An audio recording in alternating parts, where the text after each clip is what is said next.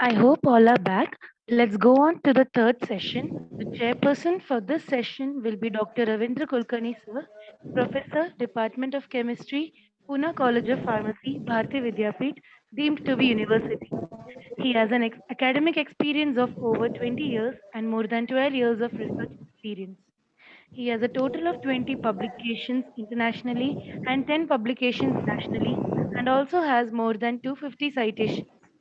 He has been a recipient of two international and national awards. I request Sir to take over the platform. Thank you. Thank you for giving me this platform. It's a great pleasure for me to introduce today's speaker on the event of 8th day of the present QIP, which is titled on Medication Safety in Clinical Practice. I got an opportunity to introduce the today's speaker, Dr. Asavari Rawat, who is my colleague here and a good friend also. She's from BPharm and MPharma background from Rajiv Gandhi University of Health Sciences, Bangalore, and completed PhD. Presently, she is working as Associate Professor and Head of the Department Pharmacy Practice, PharmD program in Bharati Vidyapeeth, Pune College of Pharmacy, and in charge of the Drug and Poison Information Center, Pune College of Pharmacy. As I mentioned, she had a wonderful career in pharmacy, BPharm and MPharm from KLE's College of Pharmacy, Belgaum, affiliated to Rajiv Gandhi University of Health Sciences. PhD from Bharati Vidyapeeth, deemed to be university in Department of Pharmacy, Pharmacy Practice. She is in charge of Drug and Poison Information Center, Pune College of Pharmacy, with almost 16 plus academic experience and spent more than 11 years in research. In due course of time, she has published 34 international and national peer-reviewed articles in reputed journals. Along with publication, she's also authored around 50 paper presentations in various national and international conferences, and bestowed with several awards to highlight the best scientific research presentation in various international conferences, including Dr. UK Shah Award for Best Paper Presentation at American College of Clinical Pharmacology.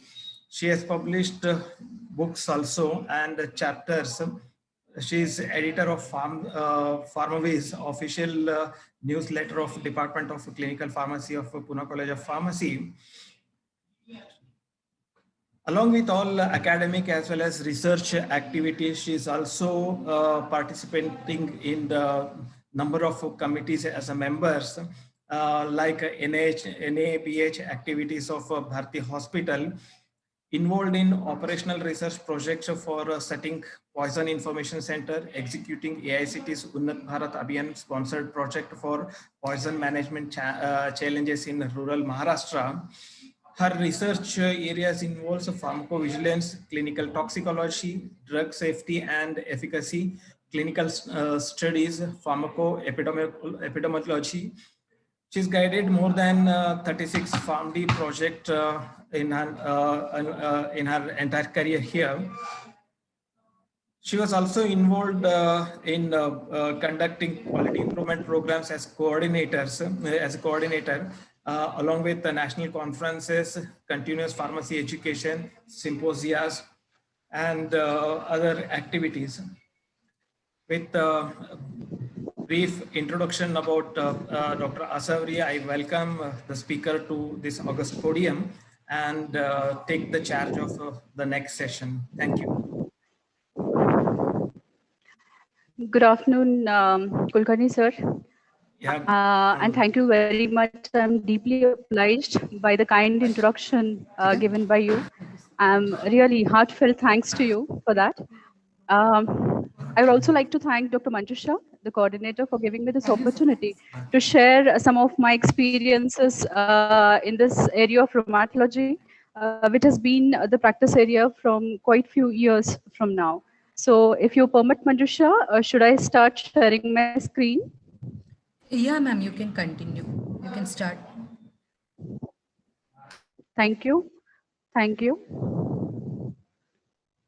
Good afternoon, delegates, and it is pleasant to be with you all here and presenting some of our works glad with.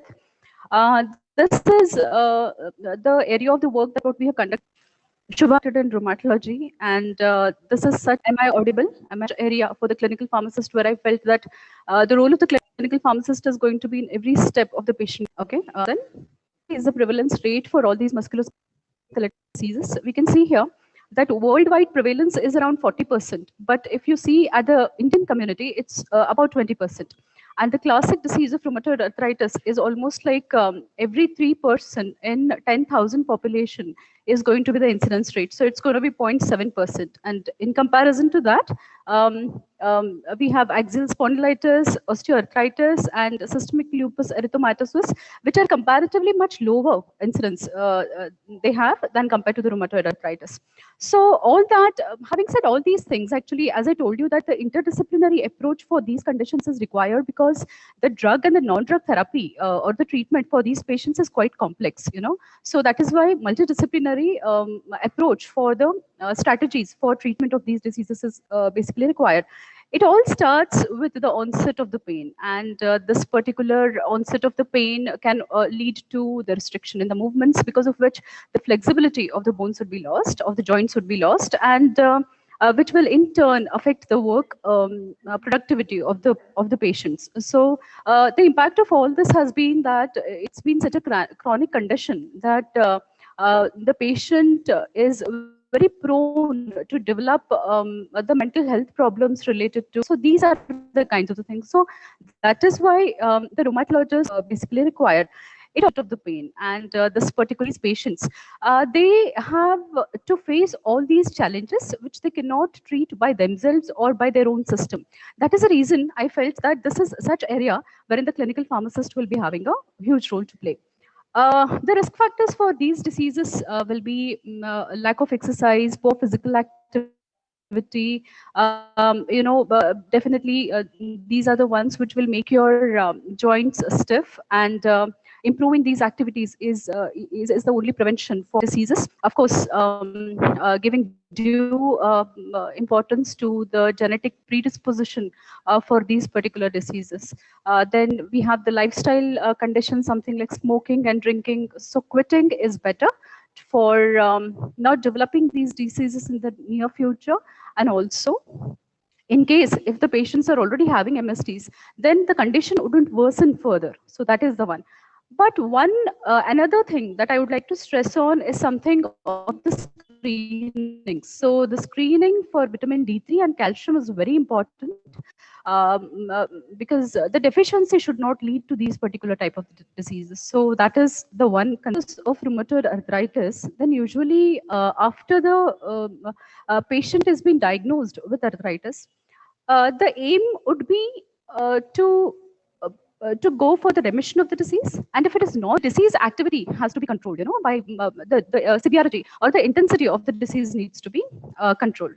So assessing this particular disease activity and taking consideration the prognostic parameters, features is going to be important.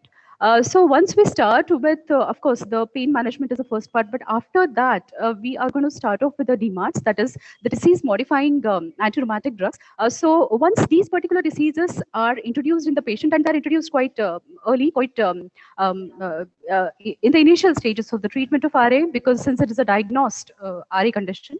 So once this is introduced, MTX methotrexate would be the first choice for any rheumatologist to be starting the drug therapy. So once this methotrexate is started in the patient, then there are two factors that needs to be considered. One is whether the patient is having the tolerance for the dose well. So when we start off with the MTX treatment in the patient, then it's going to be two factors, as I told you. The first one is going to be the tolerance, as I told. And in case if the patient is showing the intolerance, then we have to go in for either management with the dosing of that methotrexate, or then we should shift that drug therapy with some other DMARDs. That's one thing. Secondly, when we start MTX, usually we go with monotherapy. So in case if the patient is showing the yes, yeah, we were into this choice of the methotrexate treatment. So I said that after initiation of this particular therapy, which is a combination therapy along with two different DMARDs, if the severity of the disease is still more, then the rheumatologist intends to add in a triple therapy with either intra-articular injections of the steroids and so on. So this is usual pattern how we proceed with it. And in case if the MTX and the DMARDs have been not giving the adequate duration, is going to be chronic, and it's going to be a prolonged kind of the occurrence. Then the next choice which comes up is, so these are the biological DMARDs which are different than the conventional DMARDs, right, like methotrexate. So these are the biologicals which are going to be of choice, and these biologicals are quite advanced drugs. They are costly, and they are now of course they're coming up and they're catching up the market, but then earlier they used to be used in a very restricted pattern. So this is the normal chart what I showed you for the treatment of the musculoskeletal diseases. Now the first part, let's see the pain management. The pain management and what actually it has got the relevance with the rheumatologist. Now you can imagine in the Indian scenario, when the patient comes to the rheumatologist, rheumatology is a very specialized area. When the person is having something like a backache or it's something like a difficulty in the movements of any of the joints, then in any of such things, the normal man, the common man usually has two things to do. One is either he will go to the pharmacist and he will start taking his self-medication, the OTC drugs, or then he can go to a nearby clinic, the local doctor, and he will be able to, he will be consuming some drugs which will be given by the prescription drugs itself from the physician. So when all these options have been tried out, when he has not got the relief for a certain duration of the time, after that particular lag, he comes back to the rheumatologist. So finally, when he comes to rheumatologist, then the rheumatologist will have certain challenges to face. First thing is he has to have a complete history, a detailed history of the patient, what all has been consumed by the patient till now. And then secondly, whatever NSAID he intends to indicate to the patient whether that will be useful for the patient. So assessment of that efficacy and side effects of those NSAIDs is also going to be one of the concerns for the rheumatologist. So other than all this, when this entire time lag the patient has taken, by then probably the severity of that pain has already crossed the level 3. What we say, it is going to be moderate to severe levels. So then it is not going to be controlled by your normal minimum doses of the NSAID. So definitely that the choice of agent will come first, and then it comes to the dosing of those drugs. So in that conditions, the drugs like opiates, prescribing of that is going to be again highly questionable and debatable kind of a thing. Now, this particular back pain, as we know, it is kind of a vicious circle. That is because of this back pain, the patient will be having a problem in a free movement of the body in his work. It is going to affect, and that is the reason why the kind of this mental disturbance comes. So because of this both physical and psychological cycle of the patient, the condition of this particular back pain or any kind of this musculoskeletal disease will worsen. So this is a kind of a circle, everything is interdependent. So that is why everything needs to be managed if we have to give the appropriate care for this particular patient. So in this case, the rheumatologist will have no option but to go in for the multidisciplinary pain center, or then there are sessions which he needs to be advising for the patient for biomechanics as well as neurophysiology. Then how actually the pacing of the activities can be done to the patient so has to improve his mobility. So that has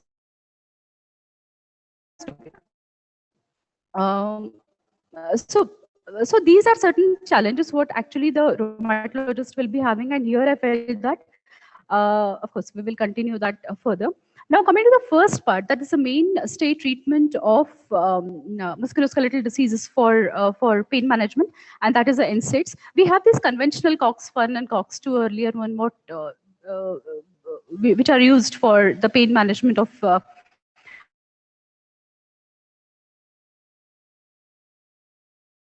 MSDs. So in that we have the aspirin and the aspirin compounds, and then people have the Fanac, aceclofenac. We have the COX-2, which are celecoxib and etero. So with the COX-1, the problem is that they have the, if we look at the toxicity levels of these particular drugs, they are highly GI and renal toxic.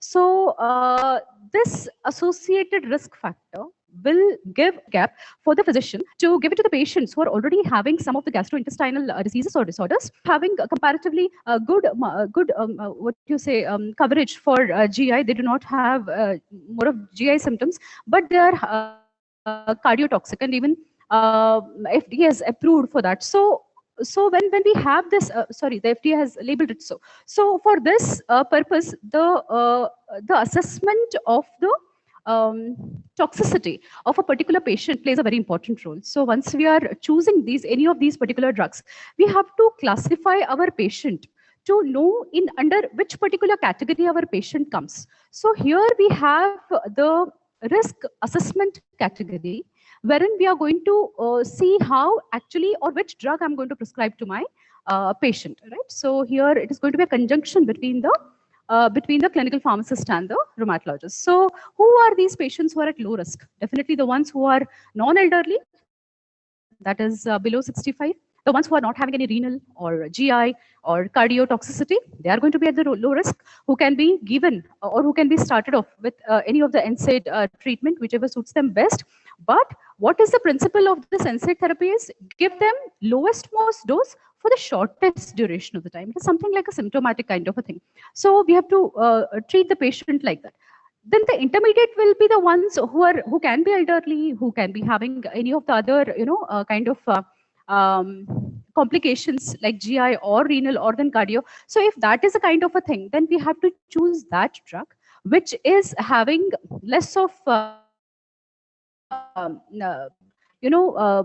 toxicity, that is covering this particular. Going to have a check when we are using aspirin in such patients, and even if we are doing it, then it's going to be something like the dose which we need to. So once daily we go with the COX-2, that is celecoxib, along with the gastroprotective agents. So that is how this is going to be prescribed.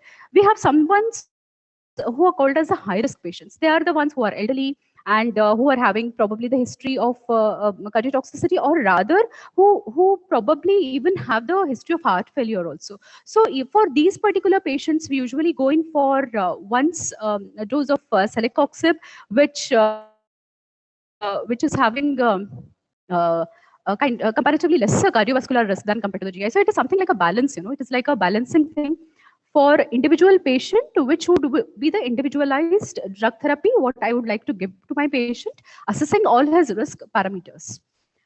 So this was one of the studies. Even when we say these conventional drugs, conventional NSAIDs, what I was talking to you about. Way back in 2012 to 2016 or 17, I have seen in our own Bharti hospital, it used to be only diclofenac and aceclofenac, which used to be given to maximum amount of MSD patients, and even the musculoskeletal injury patients. In both these patients, it used to be this, and along with that, every other patient used to get a muscle relaxant, thiocolchicoside. So that used to be the kind of a thing. So we had this curiosity, even along with the head of orthopedic department then. So we had this question: is it necessary, or where actually thiocolchicoside plays role, whether it plays a role in controlling the pain? So when we studied this in two groups, then we came to know that yes, giving a thiocolchicoside to the patient who is not only having a musculoskeletal injury like fracture or tendonitis or dislocation injury kind of these particular type of conditions, or even surgery, not only useful in that, but also this combination is useful for any of the musculoskeletal systemic diseases also. So this was seen by observing into two groups, wherein in one group we kept the thiocolchicoside along with diclofenac, and the other group we did not give it the thiocolchicoside. So this was done using the scale, which was the pain assessment scale, that is visual analog scale. Along with that, we have studied this particular thing. So in case of pain management, if I happen to say, then CPs have got a lot of scope, and especially the one important role I feel which is very important is history taking. Patient history taking is one such area. I do not know, but I feel that in many of the areas of the hospitals or the departments where the clinical pharmacists are functioning, taking has been little underrated, or probably it is not conducted that very appropriately. I feel that risk assessment and history taking, it is very important as far as at least rheumatology is concerned, because I told you what happens with the patient when he visits the rheumatologist after taking the entire time lag of spending so much of time visiting different systems and taking self-medication, OTCs and everything. So he has already harmed his body. He has already he's been already exposed to certain drugs which have already caused him certain reactions, which we call it as drug induced reactions. So once these particular reactions, what we say that is a drug induced reactions, they can be sometimes misread or misinterpreted as some of the symptoms, or probably as disease itself. So it is very important to take a thorough history of the patient to know and understand whether the person is having really any problem that is pathological, or it is disease induced, or it is something that is related with the drug induced type of the reaction. So in case of pain assessment, if I have to say, then the questionnaire which we can personally design is going to be more good. I found this good on MedSec. Of course, even I had my own this thing also, interview form which we had designed for our first study in rheumatology, but I felt this MedSask is good. So I just have put that as one of the prototype for us to know. So designing individualized questionnaire for particular areas where we are working is going to be important. And in case of musculoskeletal diseases, assessment of pain, assessment of disease severity, or disease activity rather. So all this can be very conveniently done by the systematic scales which are designed and which are validated, okay, so which are used globally. So this is one particular area. And while doing this, while taking the history, or even while assessing the disease activity in the patient, identifying what are the drug related reactions or the drug related incidents in the patients, identifying them, and wherever possible to prevent these particular areas also, the clinical pharmacist will be very useful.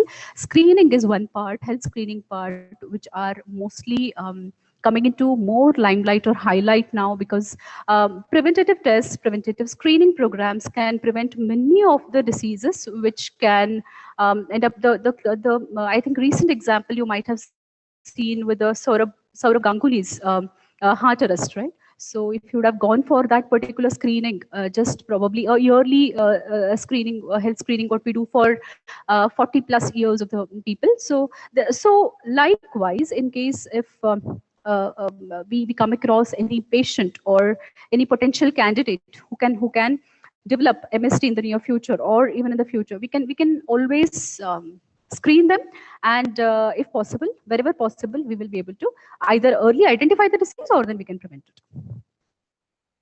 Offer alternative evidence-based therapies. It is very important, as I told you, that how these particular NSAIDs prescribing also, depending upon the risk management of the patient, is going to be important.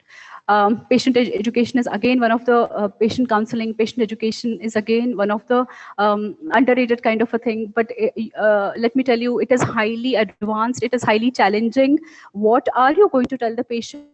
What is the content you're going to deliver the patient, how he is going to improvise on the things what you have told. So it needs to be both technical, you need to counsel the patient, you need to change his mindset. So all this, I really give due respect to the clinical pharmacist, one being myself, but that is really very important, that how we actually convince and we able to push the patient for their better drug therapy related outcomes.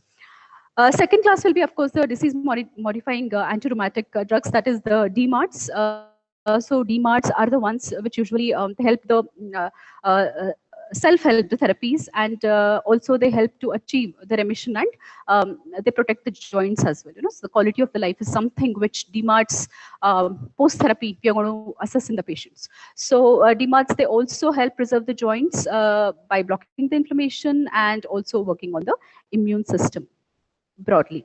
So we will go with this conventional methotrexate. Now what I have done is I will tell you very crisply what exactly the clinical pharmacist has to look for, right? So for preventing drug-related incidents in the patients. So what exactly has to be that particular monitoring part to be taken into consideration for medication safety.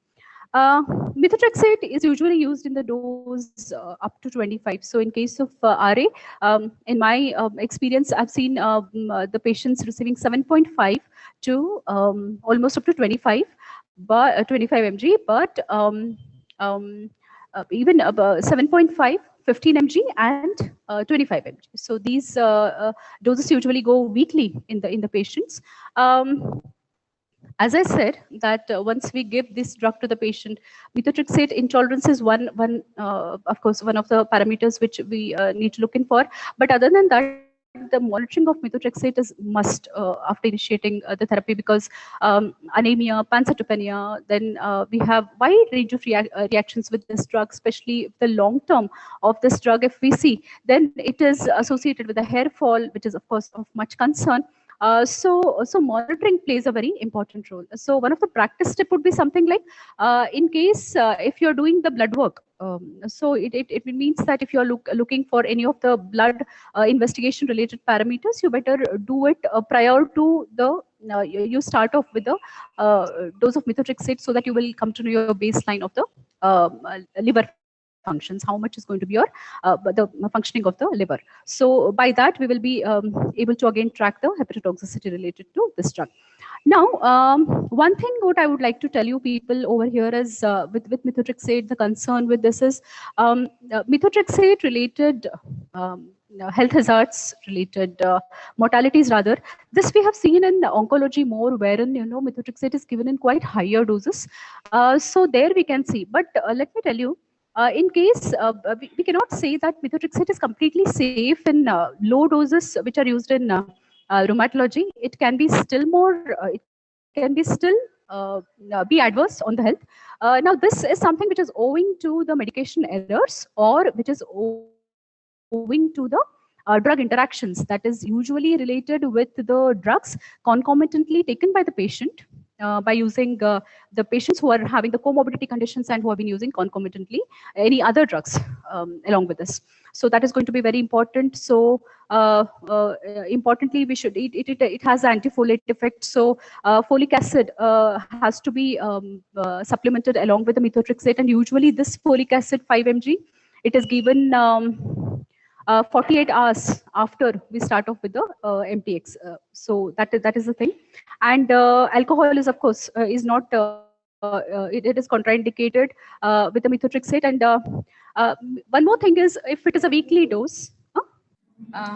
Continuing the next slide, 11th one. So we were on the discussion of MTX, that is the methotrexate, and as I told you that we cannot consider and we cannot take it for granted that probably if we are using the methotrexate with lower doses here for treatment of rheumatoid arthritis, then this will not cause any kind of adverse effect. But as I told you, that it will still cause the adverse effect, but that is owing to the medication errors, and it is owing to the drug interactions because of the concomitant drugs that can be used by the patients who are having the comorbid conditions, chronic conditions. So that is one of the monitoring point which is going to be very useful tip. And next is, of course, methotrexate. It is a dose which has to be taken on the weekly basis. So so the patients need to be trained with subcutaneous injections for it, so that they can self-administer that particular drug. And the ones who are taking the oral medications, they usually are preferred for taking the 2.5 milligram tablet multiple doses compared to that of in comparison to that of the dose of 10 mg alone. So while dose tapering, it goes handy for the rheumatologist also to tell the patient how many tablets need to be taken at a particular time, right? So next one. So the next one is hydroxychloroquine. Now this one compared to methotrexate is considered to be a little safer because it does not have that much margin of toxicity as compared to that of the methotrexate. The only thing of concern for hydroxychloroquine is that it causes retinal toxicity. So the baseline retinal check of the patient is important. And also after starting the therapy with the hydroxychloroquine, the retinal examination has to be undertaken on a regular basis. So this is one of the things, and one of the hidden one of the side effect that can be a hidden blessing for some of the patients. It can be regarding diabetes, because hydroxychloroquine, it causes hypoglycemia. So when it is given along with anti-diabetic drugs to the diabetic patients, then it can have it can cause this particular hypoglycemia, and that is how it can help in attaining the HbA1c levels in the patient. So that can be one of the monitoring point to be monitored for the CPs and the rheumatologist. So next is sulfasalazine. Now, when we have we talk about combination of DMARDs, then it's usually methotrexate along with hydroxychloroquine, and sometimes sulfasalazine and leflunomide we have seen, but the combination of metho and hydroxychloroquine is opted in majority of the extent. Sulfasalazine is being used as a monotherapy or even in the combination.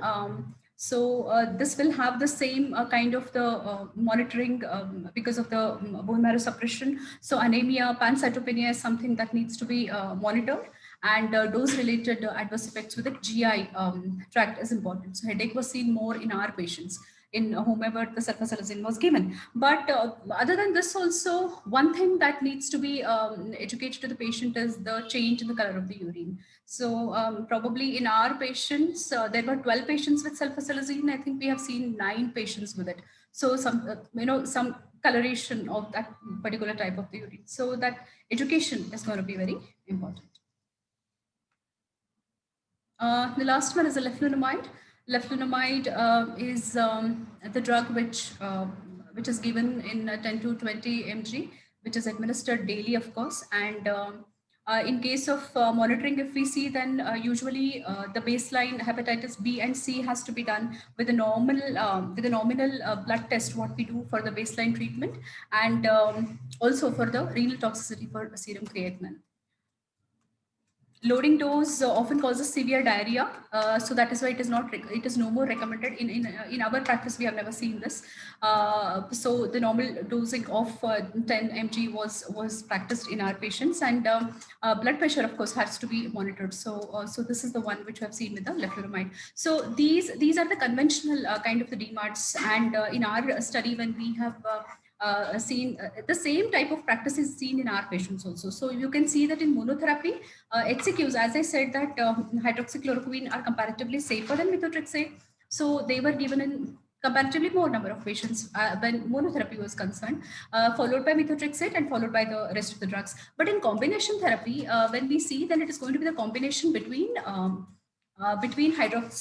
methotrexate and hydroxychloroquine. So that combination is given almost about 117 patients out of our 160 patients around. So this is the combination which is given, and this is the combination which has the good response in the patient outcomes. So when we see the disease activity scores, so that is what we have seen. Now, the signs and symptoms for which these DMARDs have been indicated, you can see that there are these wide amount of the symptoms which are seen in the patients. It might be joint pains, or it might be fever, or which is non-related, of course, and tender joints and everything. But let me tell you one thing, that it is not necessary for a rheumatologist to prescribe the DMARD only with the presence of RA positive. Even the patient, if he is having RA negative, but if the disease component is clinical, which we call it as clinical RA, for that also DMARDs have been prescribed in those patients, and the response also has been seen good or better. So all the age groups, the drugs were prescribed. So mostly below 50 years of age, the incidence was, I mean, the patient number was also high. So that is why. And secondly, it is prescribed in all the type of the patients, may be ambulatory, maybe inpatients, you know. So in all these patients, these drugs are prescribed. And when we see the treatment response curve, then this is showing the very optimal response before the drug therapy, after the drug therapy, in all the sets of patients, again, whether it is IPD, OPD, or then these type of the patients. Now, I was telling you something regarding the disease activity scores. So disease activity scores and the scales are such which are handy for us to know the exact the response of the patient. So these disease activity scores, they will involve certain points in the scale, which are including the symptoms of the patients, the signs, the movement examination, physical examination of the patient, then the laboratory investigations, which show that how much the level of the inflammation is coming down. And finally, we also have something which is the radiological, images, which will show that how far this particular joints, swollen joints have reduced, and how far is the improvement in this particular thing. So that also we will be able to see. Now, there was one very good question by the expert who had come for the exams, that, Madam, why did you make this something like, why you did not say that it is a clinical pharmacist intervention, that this drug therapy, what it has given the better patient outcomes. Now, in case of rheumatology, let me tell you that, first of all, the number of patients are less. Secondly, it is going to be the involvement of the clinical pharmacist along with the rheumatologist or the physician right from the start of the treatment. Right. So ensuring that your drug therapy is going rational. So as I told you, that assessing the risk factors, giving the right drug to the patient, assessing the baseline characteristics, and starting the demands to the patient. And once giving all these particular things, after giving all these things, then assessing how the patient is showing the response for that. So it is why it is done. Now, it is done for the reason that we know what can happen with error. We know what can happen with the drug interaction. So it means that these particular CPs who are working in this area, my students, they used to be with all the groups of the patient, with individual patient, personalize that particular care, personalize their prescription, personalize their pharmaceutical care in terms of follow-up, and then measuring that particular outcomes and seeing to it that, yes, the response is coming proper. So this will ensure that the rational drug therapy is given to the patients, and the response is also measured only in terms of the rational drug therapy, without any kind of the errors that is committed from our side. So if we look at the drug-induced or the adverse reactions that are shown by the DMARDs, very anticipated kind of the things, that is anemia and the GI upset, was seen more in case of hospitalized patients than compared to that of the ambulatory patients. In case of ambulatory patients, we have seen more of this, acidity and hair fall, actually, because we can correlate that into the longer duration of the treatment that takes place with these drugs.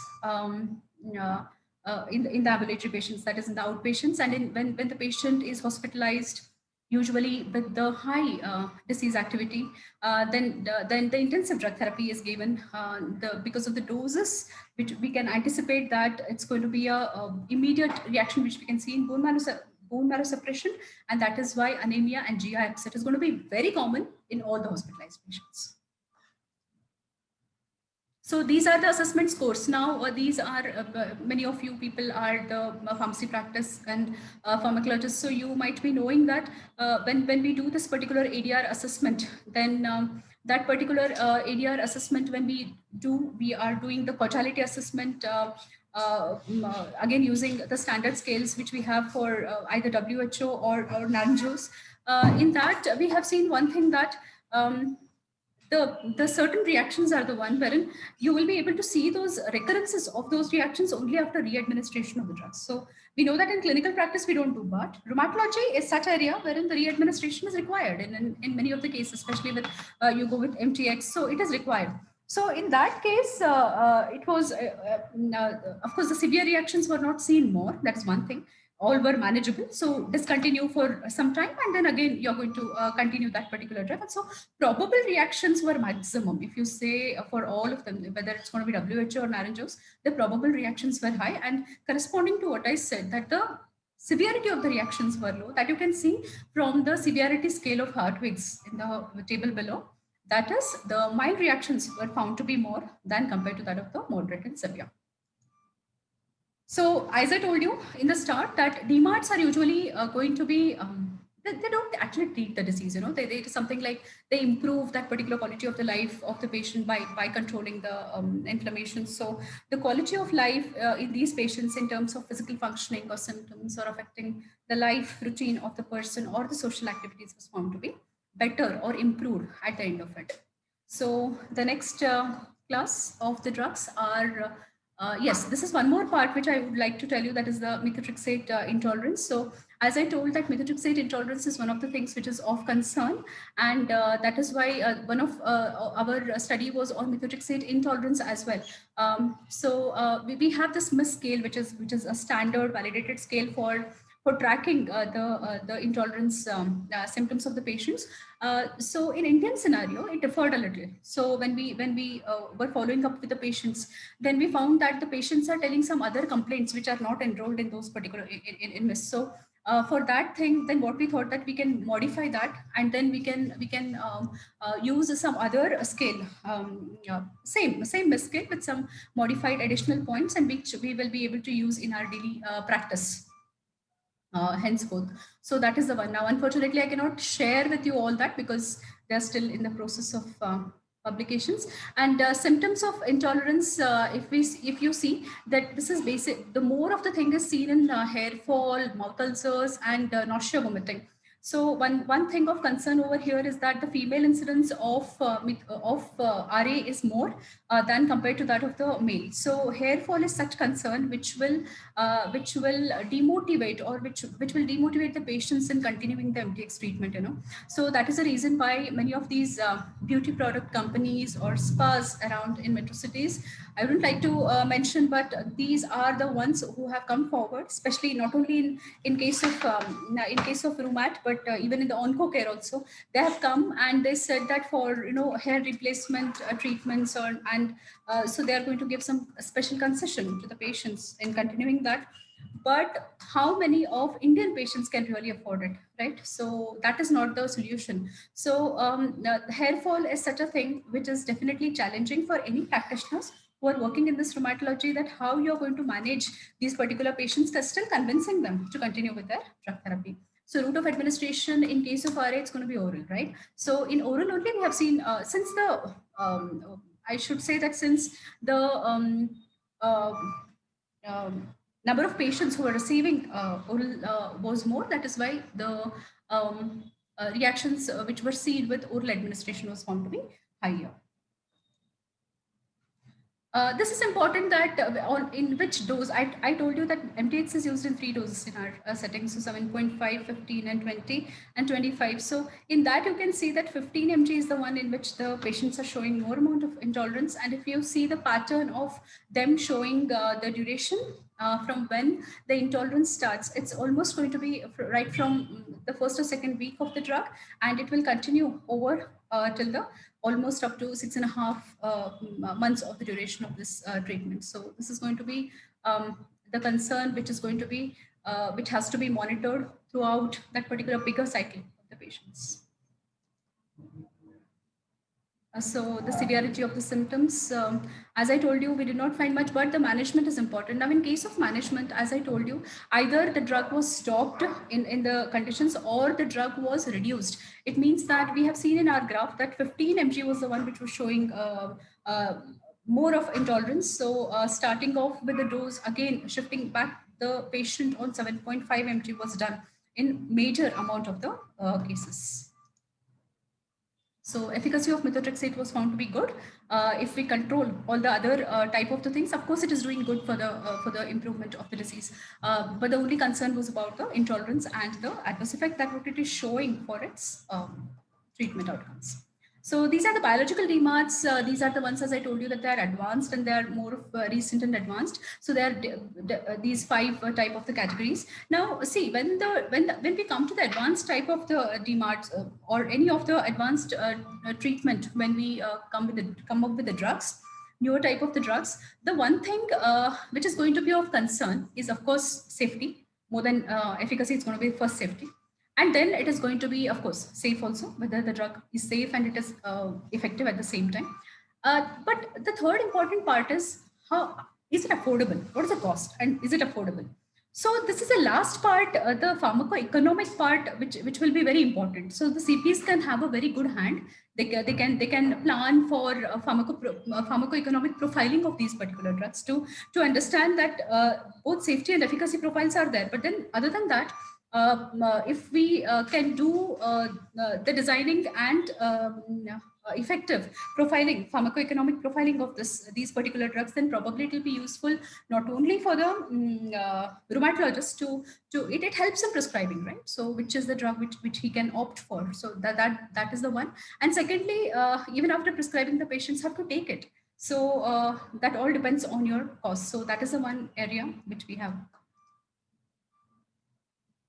I wouldn't like to go in much detail of this biologics. Biologics are the one which need to be taken, which are given, of course, as the last option for these particular rheumatoid arthritis patients. But these drugs, when we are initiating with these particular drugs, it has to be the infusion reactions which needs to be monitored for.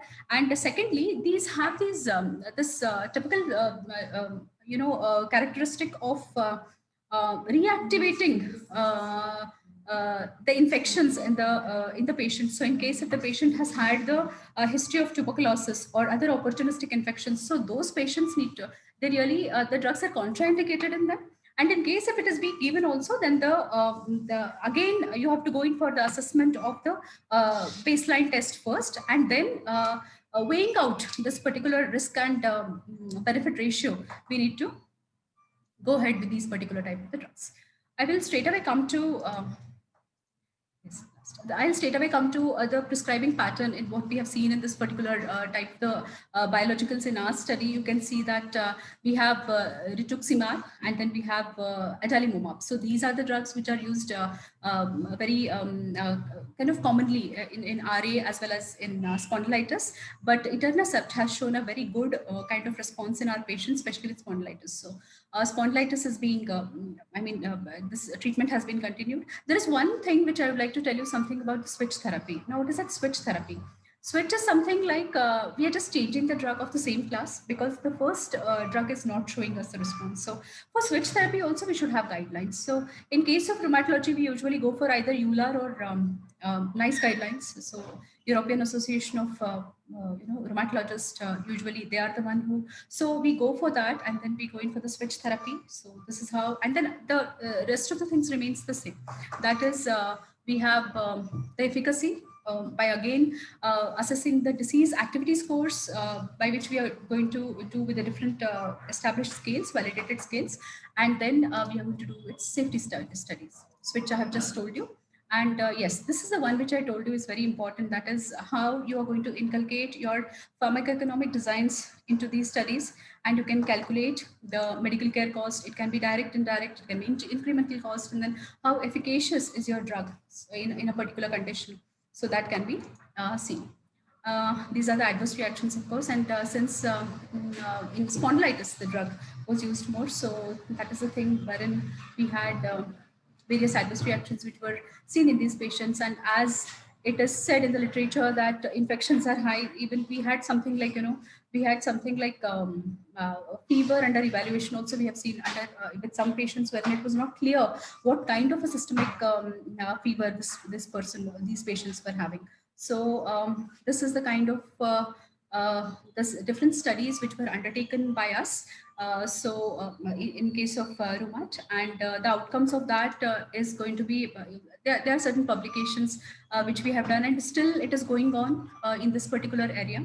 But we can do a lot of, there is a lot to explore. There are new drugs which are coming up, and there are still a lot of need for the clinical pharmacists to get into these studies and to initiate these studies with interest, and to assess the efficacy, severity of the study, of the disease, role of these drugs in controlling these particular studies. Other than this, it is always handy when we are actually suggesting some drugs to the physicians, especially our rheumatologists. You come up with something which we call it as whether what is actually the literature says. So the strongest kind of the evidences we come. So when we do certain systematic reviews, when we are working in certain area, so doing systematic reviews in that particular area, and suggesting the review outcomes to the physician will give the lot of confidence to the rheumatologist about the suggestions of the drug therapy or the switching of the therapy, what you have suggested. So I think I'll end the talk. If anybody has any questions, we'll try to answer.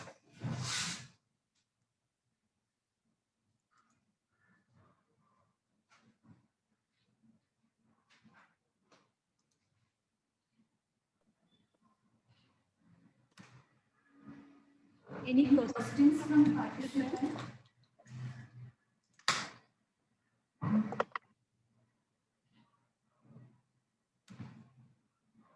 There is no question in the chat box. Participant, either you can post the questions in the chat box, or you can unmute and you can ask.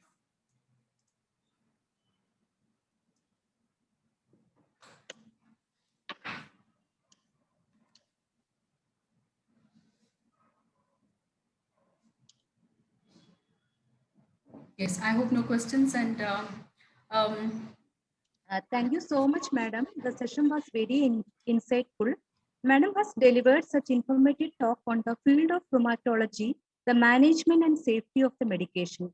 Madam has also explained each and every medication given very precisely, those safety, efficacy, adverse effect, and drug interaction. And the role of clinical pharmacist in rheumatology also explained clearly. Once again, thank you so much for madam for accepting our invitation and spending your time with us. Thank you, ma'am. Thank you, Manjusha. Thank you very much. Thank you, dear delegates, for your patient listening. Thank you very much. So now we are closing the session for lunch break. The next session will start by 2:30.